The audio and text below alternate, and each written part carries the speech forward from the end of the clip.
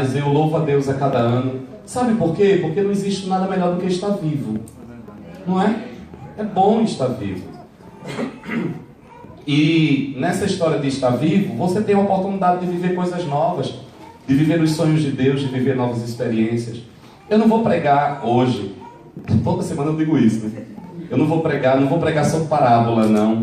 Eu vou apenas partilhar uma experiência e trazer a vocês algo que o Espírito de Deus colocou no meu coração. Eu tenho um hábito, todos os aniversários, de esperar chegar o momento do ponteiro lá, quando diz assim, agora já é, para eu estar com Deus, para eu agradecer a Deus, né? Gratidão é uma marca da minha vida, viu, Mariana? Eu acredito em tudo isso que você falou. Para mim, não existe coisa que mais fira o coração de Deus do que a ingratidão. E não existe coisa... Porque eu sei que Deus nos criou a sua imagem e semelhança. E não existe coisa que mais dói no coração de uma pessoa do que a ingratidão. Vamos ser sinceros? Né? É horrível. É horrível você ser vítima de ingratidão. De você ajudar e não receber muito obrigado. Não é porque... mas a gente faz para Deus e nem para os homens. A glória é de Deus. A alegria é nossa. E nós queremos sim que a pessoa diga obrigado. Faz bem. Viu, irmãos? Faz bem você ouvir, faz bem você dizer. Porque ninguém é obrigado. Eu não sou obrigado a estar aqui. Concorda comigo? Não sou obrigado. Então o mínimo que você tem que dizer é obrigado. Agora não diga não, para ver? Né? Então gratidão ao Senhor, gratidão ao Senhor, gratidão ao Senhor por tudo, gratidão ao Senhor, ser grato a Deus.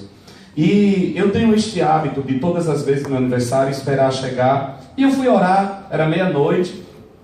Eu fui orar, agradeci a Deus por estar vivo, agradeci a Deus por mais um ano de vida que Ele tinha me dado, 44 anos, oh maravilha! Diga glória a Deus por isso. Quem não quer fazer 44 morre com 43.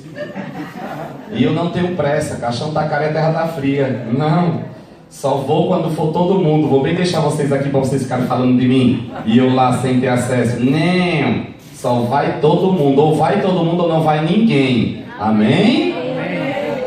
Olha pra cá, olha pra mim. E eu fui a Deus, e eu orei, agradeci ao Senhor. E geralmente Deus me dá alguma palavra, algo que Deus coloca no meu coração. Uma palavra que me norteia durante o novo ano que está nascendo. Hoje é uma conversa mesmo, mas eu queria que você prestasse bem atenção mesmo, porque senão você não vai absorver. Não é nem uma mensagem pentecostal, não. É uma mensagem para refletir. E eu levantei e fui até a cozinha pegar um copo com água.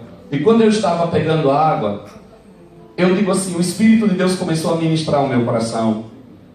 E Deus me fez uma pergunta. Quantos aqui sabem que Deus faz perguntas? Amém. Amém?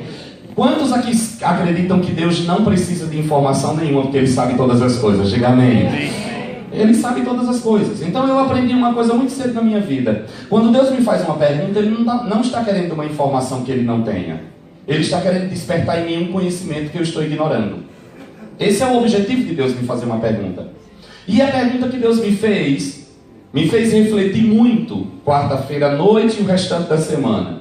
A pergunta de Deus foi essa: o que você quer deixar quando você partir desta terra? Tira a música do fundo, por favor. Eu quero que vocês prestem bem atenção. Porque se eu perceber que alguém está conversando com alguém, eu paro. Eu quero que você preste atenção como nunca. A pergunta que Deus me fez é porque você vai precisar pensar agora. Eu quero que você pense. Nem que ferva a cabeça. Os que não estão acostumados, aprenda hoje a pensar em nome de Jesus. A pergunta que Deus me fez, porque Ele queria despertar dentro de mim, foi essa: o que você quer deixar quando você partir desta terra? Eu tomei um susto, porque eu disse: Ele está me chamando para ir embora? Será que chegou minha hora? Mas não era isso não, Ele queria me ajustar na caminhada. E a pergunta dele foi essa: o que você quer deixar quando você partir? E Ele me deu duas opções: uma herança ou um legado. E Ele repetiu: o que você quer deixar? Uma herança ou um legado? E dentro de mim eu me perguntei: qual a diferença, Senhor? E Deus me disse: uma herança é o que você deixa para as pessoas. Um legado é o que você deixa nas pessoas. O que você quer deixar?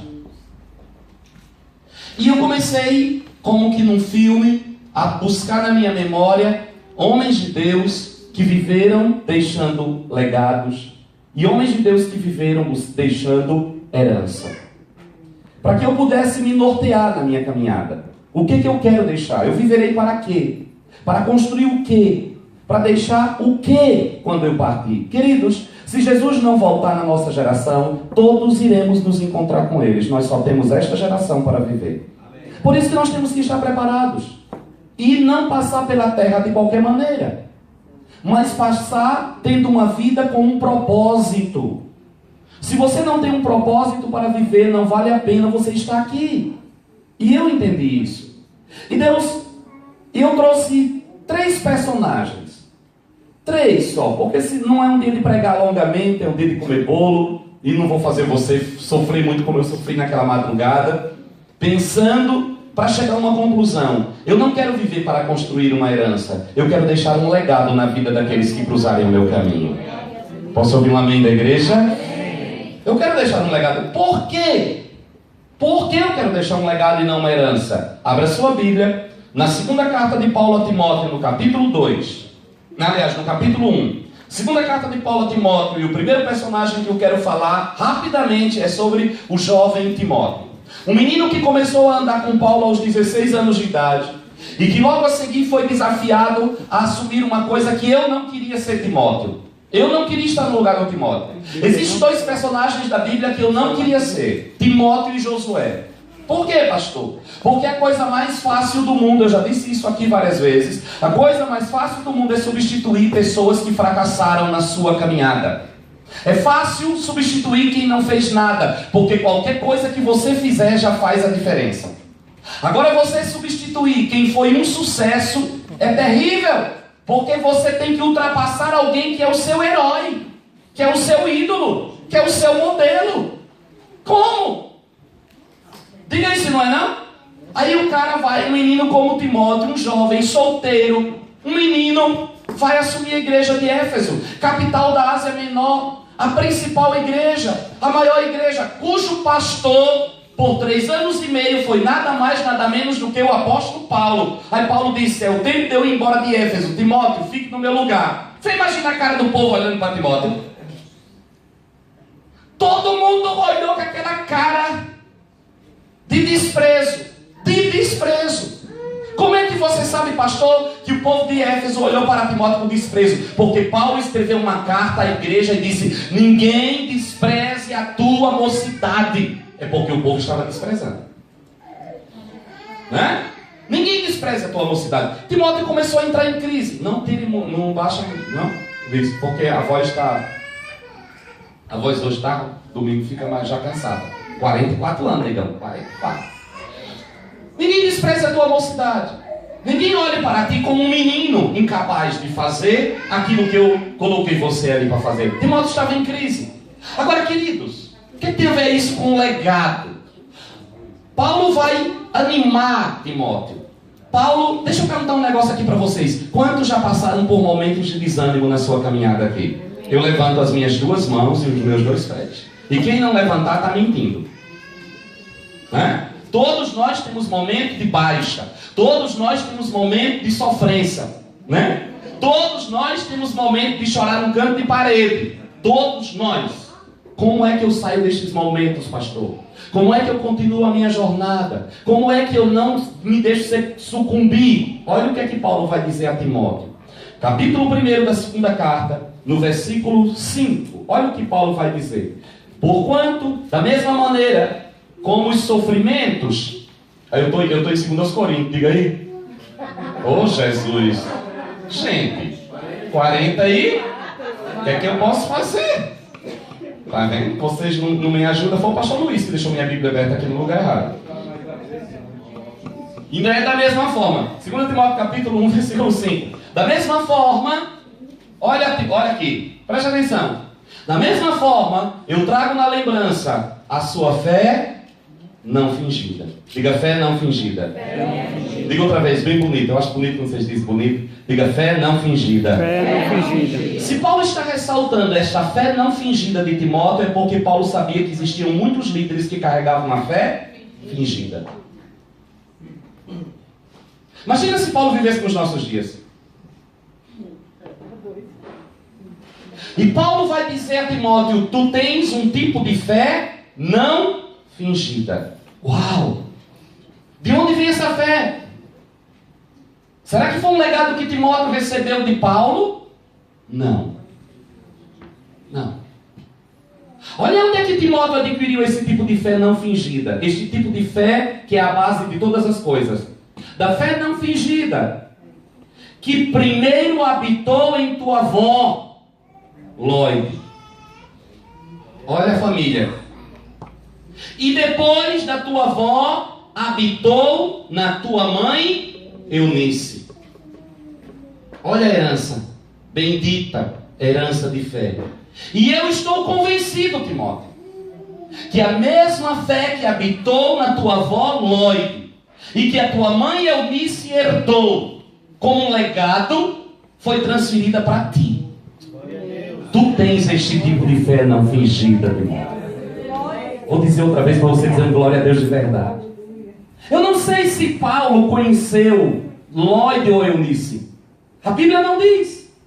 Mas a Bíblia diz que Paulo, convivendo com Timóteo, e com certeza ouvindo Timóteo falar da sua vozinha, Paulo chegou a uma conclusão: esta mulher tinha uma fé verdadeira, esta mulher tinha uma fé não fingida. Deixa eu lhe dizer, esta mulher nem conhecia Jesus Cristo, mas ela tinha dentro dela um tipo de fé que Paulo disse: é verdadeira essa fé, é genuína esta fé, não é fingida esta fé. E ela conseguiu uma proeza: passar esta fé de Lloyd para sua filha Eunice. Uau!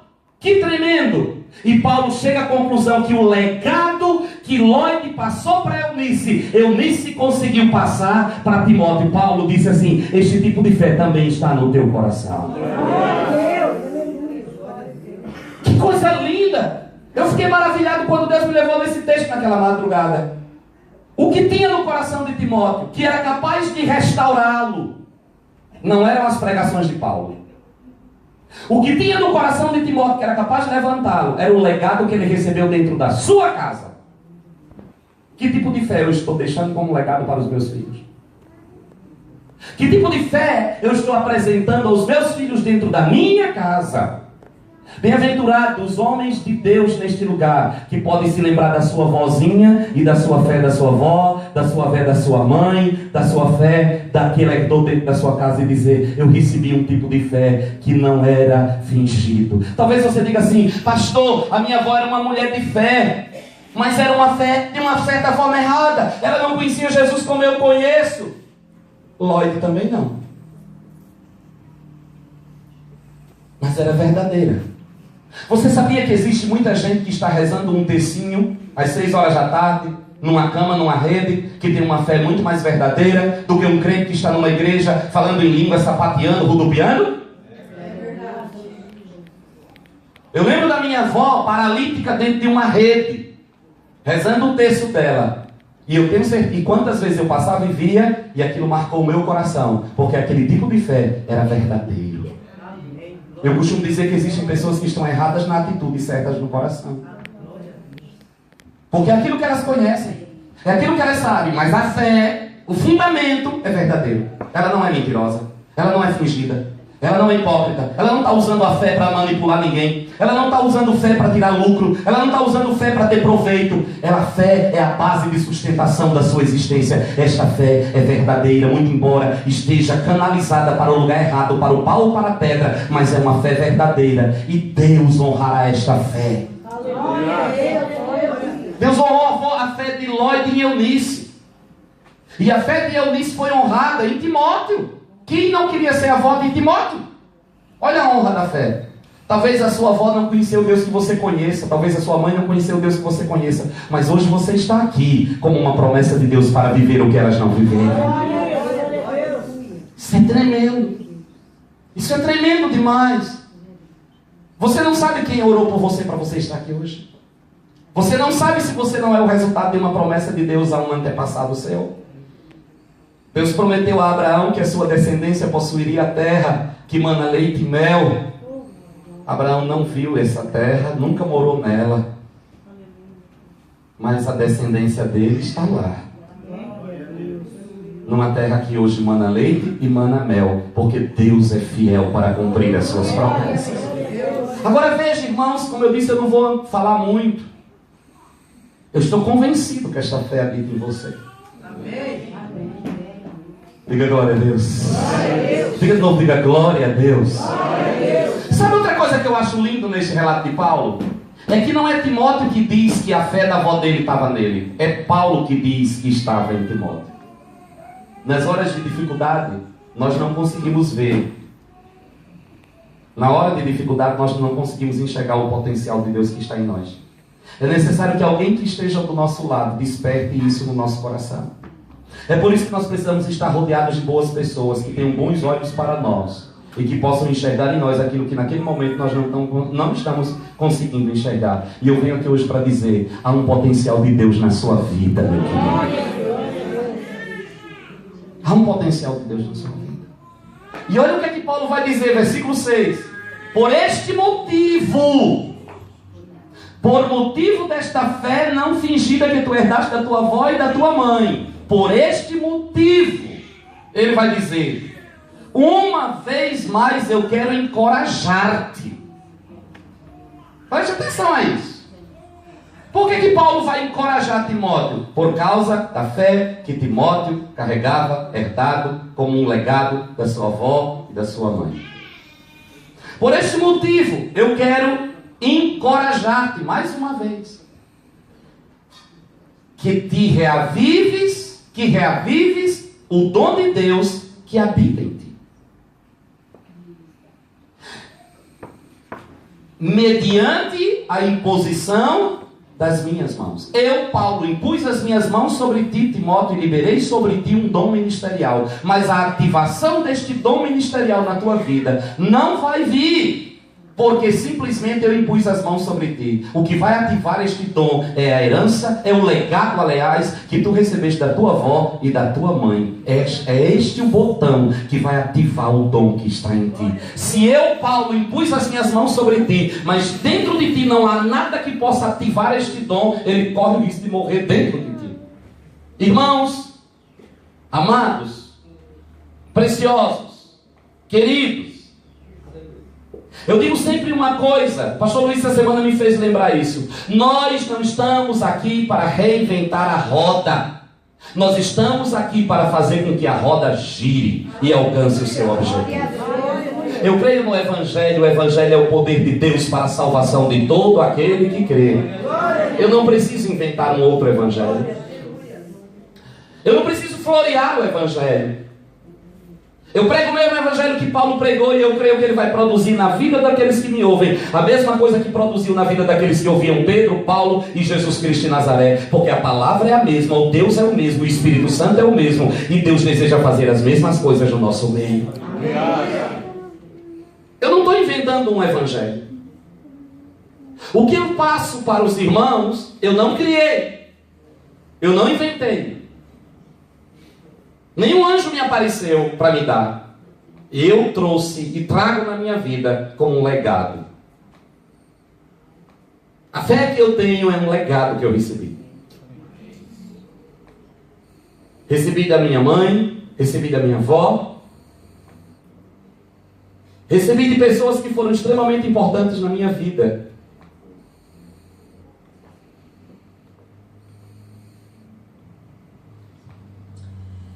Shalom, amado Orlando. Tudo bem, meu filho? Hoje teve um dia intenso e só agora parei e vi que é o seu aniversário. Não podia deixar de transmitir minha gratidão a Deus por você chegar a esta idade no serviço do Senhor, uma bênção na terra, sendo canal de Deus. Glória a Deus por sua vida. Que o Pai continue a dirigir, orientá-lo. Que todos os propósitos para os quais você veio ao mundo sejam inteiramente cumpridos. Que você viva no centro do projeto, da vontade, do propósito de Deus para a sua existência. Aleluia. Eu o abençoo e que a plenitude de tudo quanto Cristo nos garantiu pelo poder da sua morte, sepultura e ressurreição seja o quinhão de cada dia na sua existência. Receba um forte abraço, um beijo no seu coração, minha palavra de bênção e minha oração a Deus para que nada menos que a plenitude dele mesmo seja a marca da sua vida e do seu ministério. Amo muito. Dê um aplauso a Deus.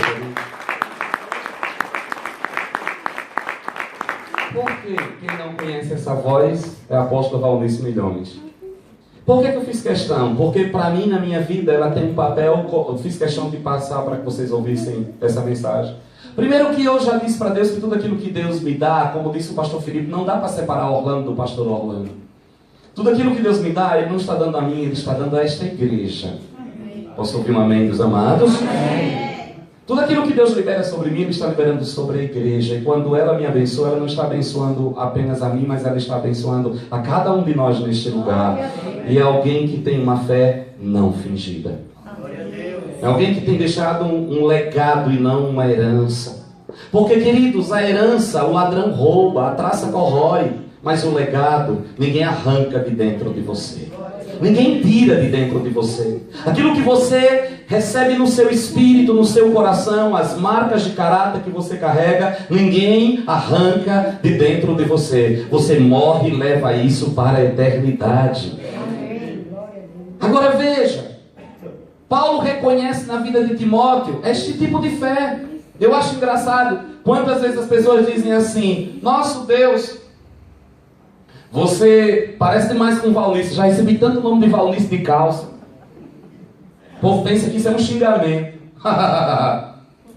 É um elogio, besta. Porque você está falando de alguém cuja vida é um modelo de caráter, de integridade, de vida com Deus, de oração. Você dizer que eu pareço com uma pessoa dessa, eu vou louvar a Deus. E este é o legado que eu recebi. Eu lembro quando eu cheguei aqui em Londres, né? Aqui na Inglaterra, em Londres. Eu disse isso ontem lá em Londres. E eu ministrando e conversando com algumas pessoas, eu falava, quantas vezes eu falava a respeito da influência de Valnice na minha vida, de tudo que eu tinha aprendido, da maneira como ela me pegou como um filho para criar, e de como ela cuidou de mim, como ela me instruiu, como ela me ensinou. E as pessoas às vezes me olhavam e eu perguntava assim: será que o povo acha que eu estou mentindo? E depois passou, quando foi há um tempo atrás, num aniversário meu, uns anos atrás, ela entrou ao vivo no Skype e pregou. E teve uma frase que ela disse assim: vocês estão comemorando o aniversário do reverendo Orlando, mas eu quero falar com meu filho. Eu gelei naquela hora, porque ela me dá umas broncas pesadas na frente de todo mundo. Eu disse: é agora que a roupa suja vai ser lavada. E dentro de mim eu orando: Senhor, segura ela. Mas não. E ela começou a falar e abençoar. Você estava lá, né, Luiz, naquele dia? E depois daquilo, quando foi o dia, um pastor amigo me ligou. Achei engraçado isso. Ele me ligou para me pedir perdão. Eu disse: por que, meu irmão? O que é que você fez? De errado. Ele disse: é porque quando eu ouvia você falar de Valnice, eu achava que você estava mentindo. Porque eu dizia assim: imagina, se ele tem essa amizade com o Valnice Milhões, se ele não tivesse, ele não usava isso para se promover. Imagina, se fosse eu colocava isso na placa da igreja, que era para me promover, ele não ia se promover. Aí ele disse: quando eu vi aquilo, eu quebrei a minha cara. Eu disse: pois é, meu filho, eu não recebi dela uma herança. Herança a gente usa, legado a gente vive. É um legado. E o legado gera em nós uma responsabilidade. Porque todos os dias aquilo que você herdou como um legado está diante de você. E você se sente impelido por Deus a andar naquele mesmo caminho. A tua consciência te condena. A tua consciência te acusa quando você se desvia daquele legado. Porque legado, queridos, tem a ver com valores. Legado tem a ver com identidade. Legado tem a ver com marcas de caráter. Herança não. Herança é externa. Herança você não valoriza. Herança não forma você. O que é que você quer deixar quando você partir desta terra? Um legado ou uma herança? O que é que você quer que as pessoas vejam em você quando elas olharem para você? Marcas de alguém que herdou um legado ou de alguém que herdou apenas uma herança? Vamos ver uma situação de um cara que deixou para o seu filho uma herança. Primeiro livro das Crônicas, capítulo 22. Fala de um homem fantástico, Davi. Davi foi um grande homem, mas um homem que não se preocupou em deixar para os seus filhos um legado. Mas ele se preocupou muito em deixar para os seus filhos uma herança. E ele deixou uma grande herança. Uma grande herança. Olha o que é que diz o texto. Quando Davi está prestes a morrer e vai falar a respeito do que ele deixa para Salomão. Eu quero despertar o seu coração nesta tarde, para que você ajuste assim como Deus falou ao meu coração. E aquilo para mim foi um ajuste, para que você pare para pensar: eu estou gastando a minha vida para quê? Primeiro livro das Crônicas, capítulo 22. Primeiro livro das Crônicas, capítulo 22. Eu estou gastando a minha vida investindo esforços para deixar o quê? As pessoas que se aproximam de mim recebem o quê? O quê? O que aproxima as pessoas de mim? Aquilo que eu tenho para dar a eles como material, como uma herança, ou aquilo que eu posso deixar neles como um legado? O que é que está atraindo as pessoas a mim? A herança é igual mel para chamar formiga.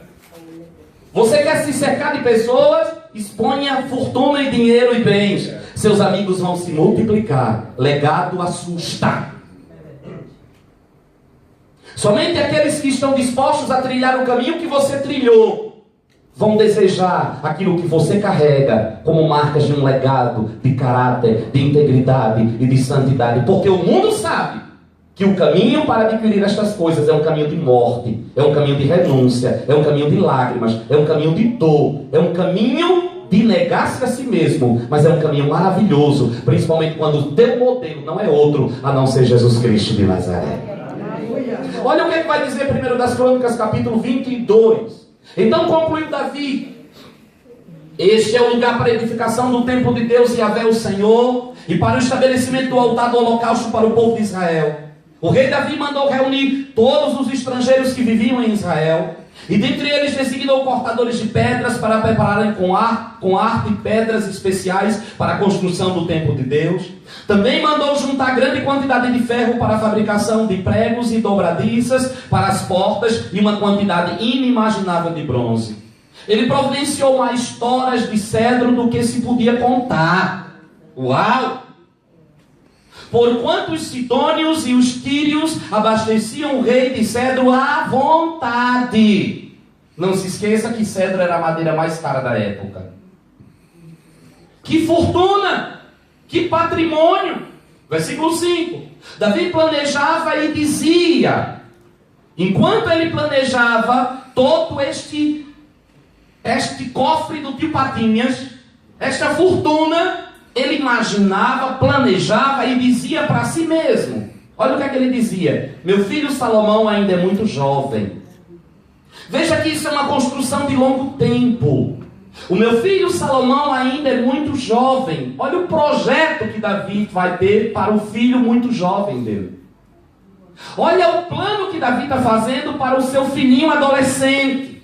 Olha a perspectiva que Davi está tendo. Eu estou falando de um pai, esqueça o rei, pense no pai. Olha a perspectiva que este pai está tendo para o seu filho adolescente. Olha a inversão de valores. Olha que coisa horrível. O meu filho Salomão é muito jovem, sem experiência, e esta casa que ele deve construir para Yahvé deve ser magnífica em excelência, conhecida em toda a terra e repleta de esplendor à vista de todas as nações. Olha a ostentação. Por esse motivo eu deixarei tudo preparado para a construção. Vou deixar essa fortuna para Salomão. E ele continua o texto dizendo: e assim Davi deixou tudo planejado e preparado antes da sua morte. Davi só não deixou um legado. Davi deixou uma grande herança, mas Davi não deixou um legado. Ao contrário, qual era a imagem que Salomão carregava dentro do seu coração? De um lar destruído, de uma família quebrada, de um pai ausente, de um pai adúltero, assassino, com ocultação de cadáver, de um pai que mesmo vendo o seu irmão estuprar sua meia-irmã, não faz nada, é omisso. E faz com que Absalão, seu filho querido, se revolte contra este pai e planeje tomar o trono. Fica nas portas de Jerusalém, aconselhando o povo, porque ele era muito carismático, muito querido por todo Israel. Absalão começa a fazer a cabeça de Israel contra o seu próprio pai. E Davi tem que fugir de Jerusalém para escapar do próprio filho.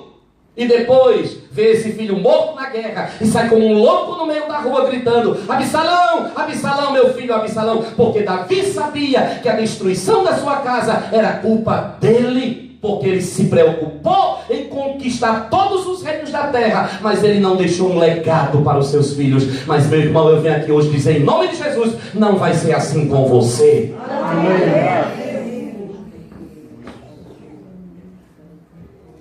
Que se viu em Salomão? Um pervertido sexual em dose dupla do seu pai. Salomão teve mais de 1000 mulheres. Dizem os sábios judeus que haviam mais altares a deuses estranhos em Jerusalém do que oliveira nos Montes das Oliveiras, porque para cada uma das mulheres estrangeiras de Salomão ele edificava um altar ao seu Deus. E o reino foi dividido, Israel caiu, e o trono foi para o chão, e toda a herança magnífica de Davi ruiu. Esse templo lindo e magnífico que Davi viveu a vida inteira para deixar para o seu filho, foi destruído por Nabucodonosor. Não sobrou nada, porque a herança o ladrão rouba e a traça corrói, mas um caráter irrepreensível o diabo não pode tocar. O que eu vou deixar? Não estou dizendo que você vai deixar os seus filhos passarem necessidade. Eu estou dizendo que você não vai trocar os valores na vida dele. Eu estou dizendo que você vai mostrar o que é importante, o que vale a pena, o que tem valor. E você vai passar isso pela sua postura, pelas suas atitudes. Falamos de Timóteo, que herdou da sua avó e da sua mãe. Falamos de Davi, que fracassou. Deixou herança. Não é verdade? Mas não deixou legado. O que é que se tem dos dias de Davi? Ruína.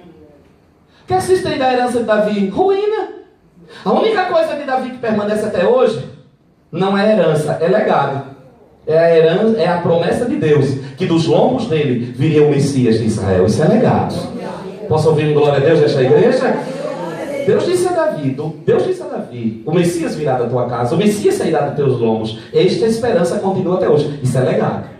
Mas o que se constitui